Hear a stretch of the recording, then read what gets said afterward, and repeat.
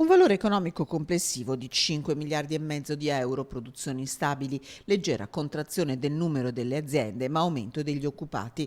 Sorride anche il 2016 all'agricoltura della regione, trascinata dal boom del vino e in particolare del prosecco, prodotto record nelle esportazioni come confermano i dati di Veneto Agricoltura. Sui 6 miliardi che ipotizziamo di export nel settore agroalimentare, circa 2 miliardi di export arrivano dal vino. Che il prosecco sia uno dei fiori all'occhiello è testimoniato anche dall'aumento delle nuove superfici a vigneto, con Università e Veneto Agricoltura impegnate a garantire la sostenibilità della produzione.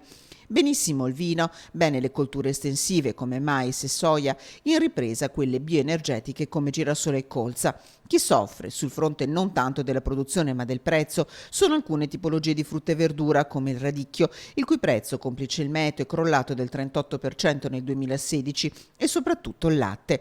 A fronte di un aumento della produzione, l'intero comparto zootecnico registra un segno meno. I prezzi sono calati in maniera molto importante, il prezzo medio del latte 2016 su 2015 cala dell'8%, anche se il trend degli ultimi mesi è un trend positivo. Un sistema sempre più azienda, quello dell'agricoltura veneta, dove è in aumento il numero degli occupati stabili, con un calo dell'uso dei voucher e dove è più giovane e moderna anche l'impresa. Nascono le aggregazioni, quindi nascono le società agricole, nascono anche le società per azioni.